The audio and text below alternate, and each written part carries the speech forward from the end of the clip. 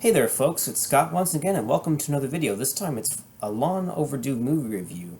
Haven't done these in quite some time. I know it's been a while, I just haven't gotten around to it, just haven't really felt just wanted to, recharge my batteries and talk want to talk about films. Haven't really had the energy or whatever the reason is being, but I wanted to get the motivation to get going on this again, and I figured, you know what? Why not do this on a very underrated comedy flick that I really liked?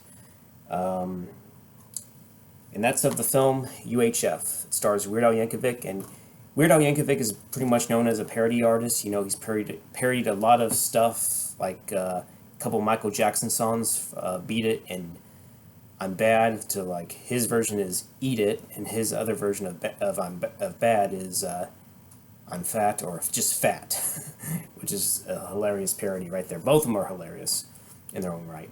And he's also done parodies of Nirvana, Snoop. No, it was not Snoop. It was Coolio, Gangster's Paradise, Amish Paradise, and then he would actually do one of the Star Wars one called "The Saga Begins." A long, long time ago in a galaxy far, far away, and I thought me and Qui-Gon Jinn could talk the Trade Federation out of and give them a little slack. I can't remember specifically the lyrics, but something along those lines. Always liked Weird Al Yankovic. He's quite an underrated little artist.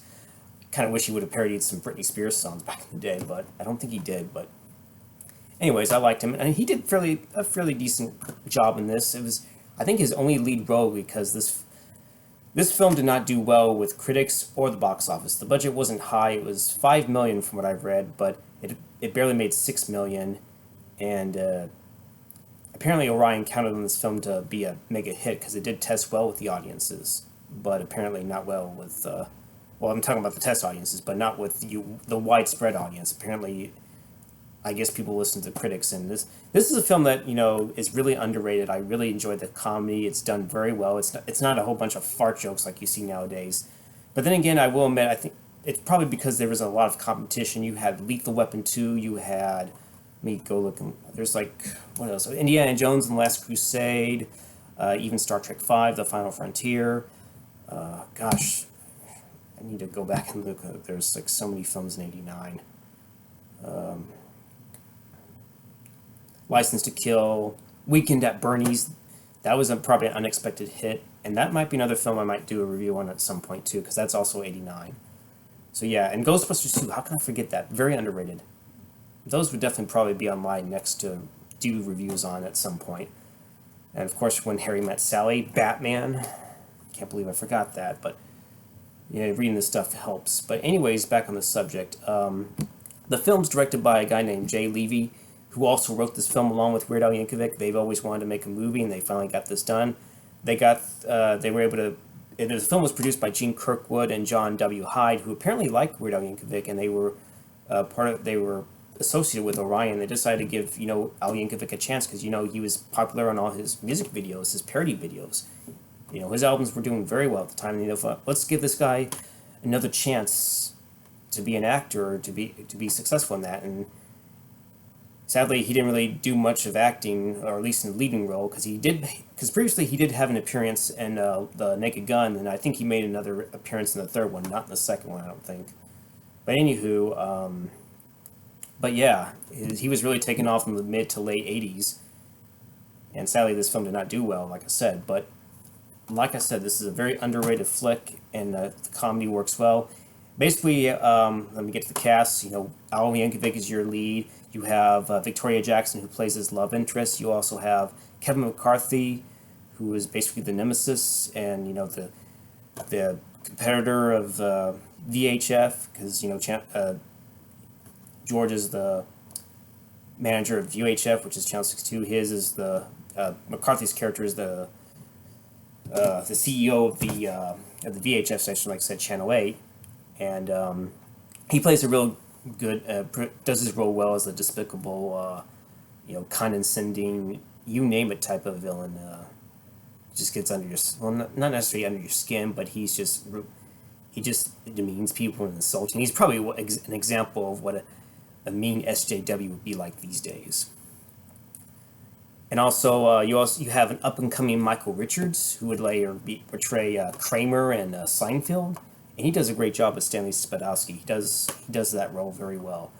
Apparently, Al Yankovic actually wrote this role for Michael Richards in mind, because he actually saw him on the stand-up stuff back in the day, and he was able to wow in his test audience, and he got the role. And you also have up-and-coming Fran Drescher, actually, as Pamela Finkelstein, as one of the secretaries who is also trying to be a journalist as well. You also have an actor named Anthony Geary as Philo. You also have the very short actor Billy Barty, who was in several fantasy films like Willow. Masters of the Universe. I was discussing that with Mega Gedde and Rosetta earlier, and very many other films as well. And you have who else? Oh yeah, Stanley Brock, who plays George Yankovic's uncle, Harvey Belichick. You also have Sue Ann Landon as his aunt, Esther Belichick, and of course you have the very late Trinidad Silva. I'll explain his role later on, if I don't forget. So basically, you have this plot here. Basically, George Newman Yankovic's character is basically a daydreamer with a very hyperactive imagination. Making it very difficult, for him and his friend Bob, which is played by David Bowe, and apparently Rambo Ralph for Life is live streaming. So, but it's crazy. Didn't expect that. Anywho, back on the subject of this review. So basically, we see in the very opening, he's daydreaming, like he's having this daydream of being Indiana Jones, actually, which is actually what this movie kind of parodies, and has like small little parodies here and there, and they're done very well. Like, for example, but there's a different take on it. Like whenever the guy tries to shoot him from behind, of course he uses his whip, but he actually uses his whip and whips off his entire arm. I believe it's either his left or right arm, I can't remember, but it rips off his entire arm. And then when they go inside the temple and whatnot, instead of, there is, drawings and whatnot, but they're all done in a comedic way. Like there's a guy's just stretching out his lips and sticking out his tongue. And there's also, like, whenever George goes further, there's like signs that says wrong way, stop, and all that other shit, which is funny. And then you see the Oscar on top of the little platform where he would, switch it out. And of course he has the sand, but, George says, oh, fuck it. He tosses away the sand and just grabs the Oscar. And of course the traps start to get set. And when he tries to get out, and when the doors start to close, he actually uses the Oscar statue to like hold it down, crawl underneath her, and just grab it out, which is fun. And then when the big ass ball starts to roll towards him, it doesn't just stop at one point. Even when he gets out, the ball starts to come out and it starts to follow him everywhere, and then eventually it squishes him. But apparently he found out it was just a dream that George was having.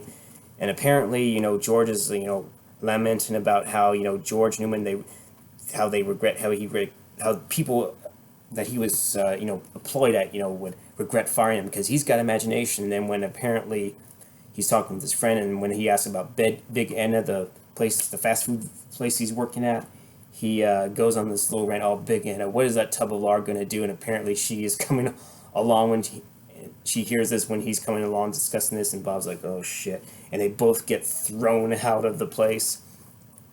And as a result, George is struggling to find work, and he does have a girlfriend, which is Victoria Jackson's character, who does their best to support him, but apparently, with the fact that he keeps quitting at these jobs, makes it hard to have a stable relationship. And then apparently, George's uncle Harvey wins, who is basically a gambler, and he basically also wins a deed to the Channel 62, a UHF station, which is pretty much on the outs, and struggling to get ratings because of they're basically on the brink of bankruptcy pretty much, and they just using a lot of old reruns, and apparently he's introduced to Fran Drescher's character, and apparently he found out another person works there, which is Billy Barty's character, and apparently George has to familiarize with himself, with the surroundings. And oh yeah, Philo, who is a very highly intellectual, cerebral type of scientist, is able to do all these technology tests and whatnot.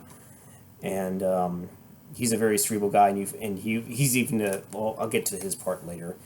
Basically, George Newman, finds out there's a package that was mistakenly delivered to him, and he delivers it to the VHF station, the very well-rounded station that I guess is more popular than the Channel 62. And apparently, we see how despicable McCarthy's character is as the boss. He berates and actually fires the Michael Richards' character, Stanley Spadowski, the janitor, who he blames for misplacing files when it turned out it was in the chair all along, just to show how much of a asshole, despicable character he is. It's a comedy. And then whenever George, delivers the package, he actually calls him RJ, which, makes the whole people and the employment when they're working stop. He tries to be friendly with RJ, and RJ's like, you know what you're doing with that mail? It's a federal offense. And he threatens to, have him throw him out, of the building in 10 seconds, and eventually he has to hurry it out. And everyone starts to work again. And then eventually George runs into Stanley, who of course lost his job. He even doesn't have his mop because apparently he loves his mop. But George actually offers him a job, as the janitor at 62.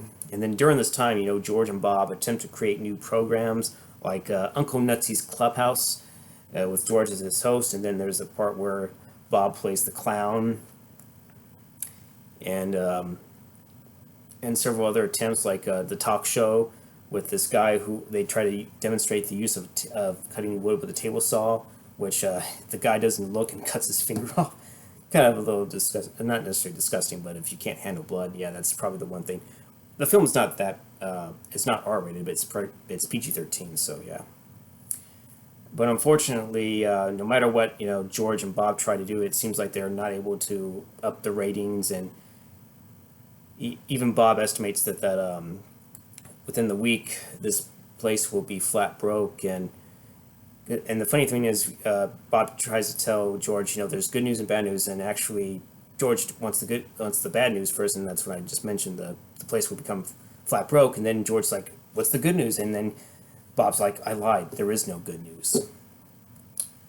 So as a result, since George was daydreaming again, he daydreams like he's in the Beverly Hillbillies, which is actually a parody song of Money for Nothing, which is a Dire Straits song.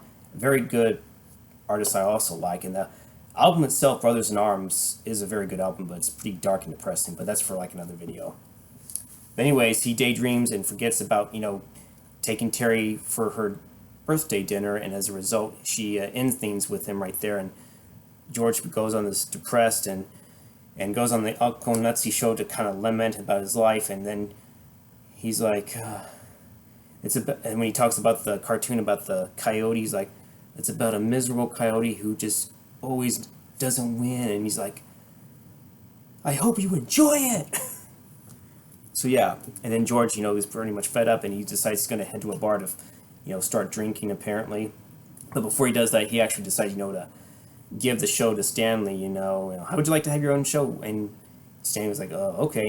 And then George's like, you're on. And Stanley actually goes on and starts to actually, when they go to the bar, they find that the patronage are eagerly waiting the Channel 62 station because of the humorous slapstick antics of Stanley. Like he's able to pull a lizard out of his pants, like he tells me he has a dream or something like that. And apparently he starts to talk about the mop and how dirty everything is, but you cannot give up and all this other stuff. And apparently this inspires the audience to really like him, and then apparently George and Bob see this, and they're like, they race back, and they find that there's actually some renewed interest in the station because of Stanley Spadowski. And basically George comes up with this whole wide range of wacky shows, it then eventually becomes Stanley Spadowski's Clubhouse, and then at the same time he tries to go back and make amends with Terry. And then eventually you get to have these little promo commercials, you have Conan the Librarian, and there's this one scene where basically the guy's like, do you know where he wants to find this particular thing? I forget what it was, but he's asking Conan about a particular book, and Conan's like, "Do you know the decimal system?" And then there's also this guy where he returns the books, but they're like long overdue, and then Conan's pissed and actually chops them in half, which I thought was hilarious.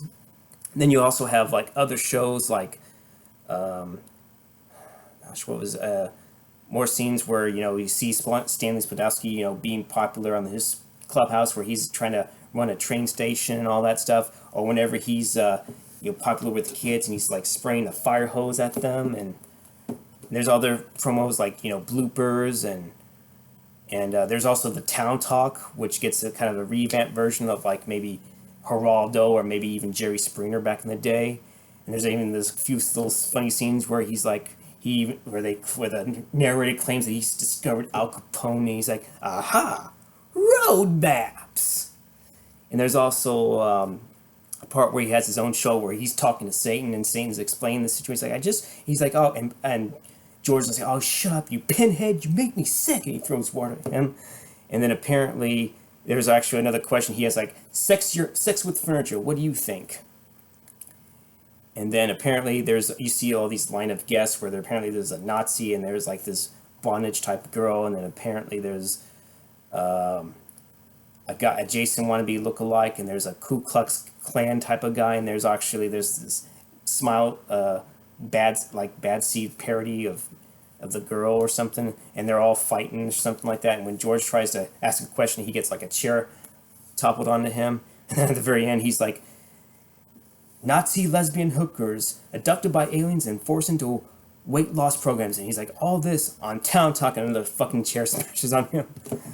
I thought that was hilarious. Oh yeah, and there's also another parody where I'll get to, Trinidad Silva, where he plays this Raul guy, Raul Hernandez, where he basically has these ton of pets, like he takes like a turtle and like throws it up in the air and it sticks, and but yeah, there's something like along the lines like that. And there's apparently there's like an ant. He's like, these ants are just carry things 50 times their own weight, and then when he has this forget what that thing is called. Damn it, I hate that. But when he shakes up the little ant thing, he's like, they really get really mad, and then he tries to claim that poodles can fly or something like that, and he actually starts throwing out the poodles. I know that pretty much any animal activist would probably, if this film was rated today, they would have a shit fit over that scene. But this was made at a different time, and I get a kick out of watching these films. This type of humor, and anyways, back to the main central of the plot. Basically, the UHF station eventually becomes number one because of Stanley. All these upcoming shows start to really catch on, but apparently this infuriates RJ. Just showing how despicable he really is, and he decides he has to find a way to stop this from happening. And apparently, Harvey, who is known to bet on horses, apparently lost a wager on this horse race. Apparently owes a lot of money, like $75,000 actually, specifically. Apparently somehow RJ gets wind of this and offers to pay off Harvey's debt in exchange for the deed to Channel 62, which he plans to shut down or turn into a parking lot. And of course, the aunt learns of this, and she tries her best to coerce Harvey into giving George the opportunity to make a counteroffer and at least try to pay Big Louie, the main mob guys, the money. And so George is able to come up with this idea of telethon to basically sell stocks on the station, which would leave the station publicly owned if they succeed. And it generates a lot of interest, mainly fueled by Stanley Spadowski's energy and how he's able to convince people to give money for all these stocks. And they're at even up to 23,000 at one point, and they're even going higher. And RJ learns of this and apparently sends some of his henchmen to kidnap Stanley to pretty much prevent this from happening. And we also learn that during this time, Philo, being the very creative and intelligent-minded person that he is, you kind of learn, I'll later reveal what he is. He actually bugged the Channel 8 newsroom and eventually discovers the kidnapping. And George and several members, especially, I forgot to mention this other guy's name, Gedde Watanabe, who's Cooney, who's the martial artist. He was on there's another, I forgot, the wheel fish, but I'll get to that. They basically help out George and rescue him. and they were able to get there. Unfortunately, they don't have very much time. They're able to get 73,000, and RJ is able to pull the plug literally, and try to make a public statement and actually, I'm sorry, I'm getting that mixed up, but he actually tries to make a public statement at first, but when Philo bugged his room, and earlier we see that Terry tried to talk to RJ about how the community feels about Channel 62, and basically RJ Fletcher basically tells him this community means to him as a bowl of dog snot specifically, and he thinks he got the public right where he wants to, so he demeans the public, but Philo recorded that, and it was able to use the radio tower to televise that footage pretty much statewide, exposing RJ for what he was by derogatorily talking to Terry about that. And when he tries to stop it, apparently, even when Big Louie shows up, apparently this homeless guy that you saw a few times that needed change, and then actually went to RJ he gave that homeless guy, RJ gave that homeless guy a coin that turns out it was worth a lot more. Like, he was able to get a lot more money, and he was able to buy $2,000. He wanted to buy he has $2,000. He's able to put it over 75,000. He actually ends up getting a Rolex as well. And eventually basically Big Louie gets his money. George is able to hand him his money, and then Harvey's able to sign the deed, and basically tells RJ off. Apparently the coin turns out it was actually a rare 1955 double die cent, and RJ wasn't really rare of its true value. So yeah, there you go. As a result, Philo realizes his work is done, and when he walks off, you later learn he's actually in fact an alien from a different planet, and he's transported back to his home planet. And also during the same time, because due to the rant that was been broadcast, the FCC are revoking Channel's 8 license, which they tell Fletcher personally, and then the lady who was actually watching RJ's derogatory rant on the public, this old lady actually knees RJ Fletcher right in the balls, and that's when that homeless guy tells RJ how he was able to get the money. But like I said, he got that rare coin and got the Rolex, which apparently earlier you saw that RJ was really mean to his son, because apparently he didn't get the watch one, just to show how despicable Kevin McCarthy's character really is. As a result, the rest of the Channel 262 is now publicly owned, and they celebrate and enjoy, and that's pretty much your end of the film. So overall, I really do enjoy this film. I think it has a very unique, humor to it, like the parodies, like I mentioned, like the Conan one, and the one I forgot to mention was the Wheel of Fish, which actually had that Gedde Watanabe as Cooney, and he was the one that always says "stupid." And when this lady, gets a red snapper, or she can choose the choice between the snapper or the mystery box, she actually chooses the box, and the box has nothing. And even Cooney says, "Nothing! Stupid! You're so stupid!" And then, the greatest one, the Gandhi 2 one, where apparently director Jay Levey makes a cameo appearance as the Gandhi character, and they decide to bring him back as like a Shaft kind of Gandhi, where the narrator says he's mad and he's out to kick some mother, and he shows him beating up these guys, and actually he punches a hole through a guy, which is hilarious. And then the narrator says he knows how to party with the ladies, and he shows Gandhi walking with these two ladies, and he's ordering a steak. He's like, "Give me a steak, medium rare." And apparently these guys who know him try to break up the party, and Gandhi grabs like a assault rifle, and then apparently you see him going shooting, and then apparently you see him with the assault rifle saying "Gandhi 2," which I thought was hilarious.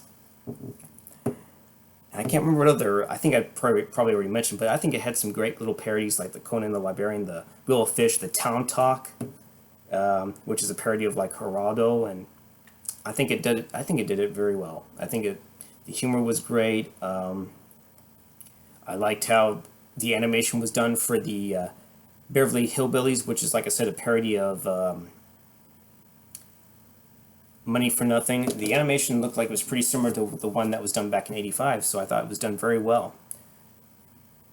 And I can't really think of too many flaws of this film. I think maybe the few is I kind of wish we would have seen more of the extensive town talk, or more of the mud wrestling that you briefly saw, or the bloopers.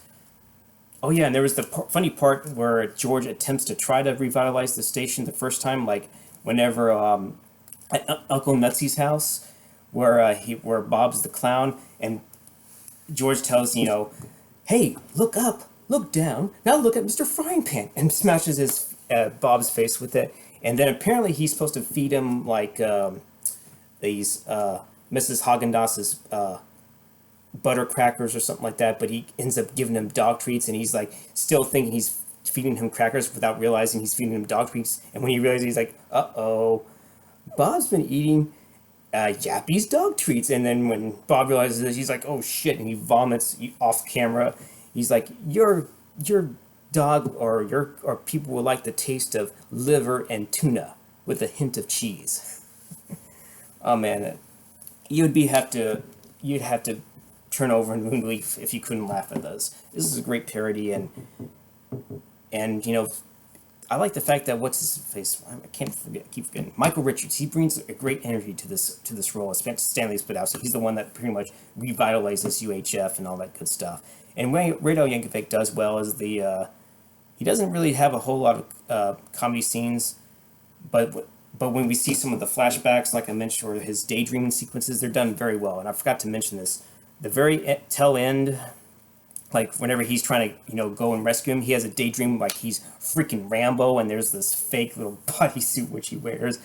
And then apparently one of the guys who has a gun, when he shoots at him, it's not hitting him. Apparently it's not hitting him at all. Even when he's like marching real closer and he's got his bow and arrow ready, the guy's still firing his weapon, but it's not hitting him. But when he, unleashes his arrow, and which blows the guys up, you can tell it's a dummy, which I thought was hilarious.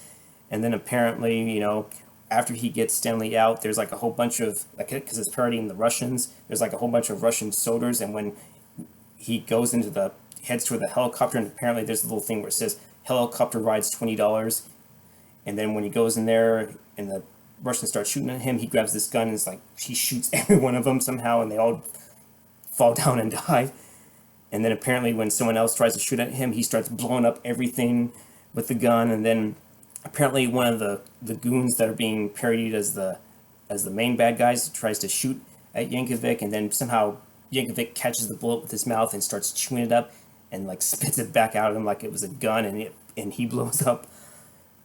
And then when they're flying in the helicopter, they encounter the RJ helicopter, where apparently George just gets angry and starts blowing it up. He starts to blow up the Eiffel Tower. Then he blows up the Hollywood sign and a couple other things too, which I thought was hilarious. And then when he's back in reality and breaks in the door, he's like, ah! And then the guys are the mob, the henchmen are like, who the hell is this guy? And then he speaks to him and like he was in Sylvester Stallone's voice, I'm your worst nightmare. And I don't know if Stallone actually did the voice or if they actually used some audio to sync it up with Yankovic, but they did a good job. So yeah, it's got some great funny scenes, great parodies of like I said before, Conan the Librarian, Wheel of Fish, the Rambo parody. I'm trying to think of what else was on here that I didn't touch upon. On the Rao's Wild Kingdom. I don't know if I mentioned this earlier. Trinidad Silva, who played Raoul, actually died when he was making this film. He was supposed to appear in another sequence where apparently the poodles get revenge on Raoul, but sadly he died and was killed by a drunk driver when he was filming this movie. So sadly, he didn't get a chance to film that sequence, and the film was actually dedicated to him in the memory. But yeah, it was really great to. And speaking of which, I like the Blu-ray. The picture quality was pretty decent. There were a few scenes where it seemed like whenever we saw the TV promos, like they looked a little blurry, or like they were I think that's the way to describe it. They looked kind of blurry, like they weren't sharp, and maybe that was intentional, I don't know. And but yeah, it looked great, sounded great. This, I think the only new thing on this Blu-ray, since it's a Shout Factory, I think is the retrospective panel from San Diego Comic-Con. Otherwise, the extras are pretty much from the 2002 DVD. Because at the time, this actually became a rare film because it would become a cult classic, or somewhat rare, because apparently it would find its audience on VHS. You know, films like this that didn't do well would eventually find an audience, and it's very thankful that this film did, as it did with me, mainly because I was familiar with Weird Al Yankovic. And like I said, it's sad that this film did not do very well. Even the studio was, like I said, counting on this film to really bail them out, because I guess Orion was starting to have some struggles, and they believed they had a bona fide hit on their hands because it tested well with the audiences. The producers, Kirkwood, you know, knew of Yankovic.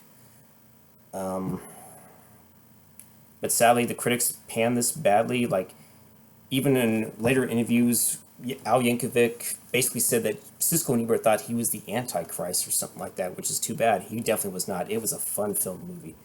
Great time. You can watch it with friends. There's no way this film should have bombed, but it did. And like I said, there were too many films, like I mentioned earlier, like Batman, Ghostbusters 2, you name it. It definitely had its competition cut out for it. So excuse me. It's sad that it didn't do well, but it would find its audience, and I'm very thankful it did. And it's a worthy film. If you haven't seen it, give it a chance. It is on YouTube, and you can watch it for, I think, $3.99. I have to look that up. Let me go to YouTube and come on. Oh, okay. I don't know why. I think it's on YouTube. It's either $2.99 or $3.99. I can't remember. My browser's frozen up. But luckily, this is recording. So, anyways, 32 minutes, and I better wrap it up. Anyways, any way you slice it, very underrated film. Give it a chance. I don't think you'll be disappointed. If you really like parody films, this one's worth seeing. So, give it a shot. You will not be disappointed. Okay, so I think it's going to wrap it up, and whatever other movie reviews I'll do, I have no idea. It could be more comedies, like maybe The Naked Gun might be a good one, or maybe Ghostbusters or Weekend at Bernie's. I think those could be, you know, a contender for the next film that I review. So, there you go. All right, folks, thank you for stopping by, and if you like this video, give it a thumbs up, and hopefully you like more of what I review. So, I will see you later, folks. Bye-bye.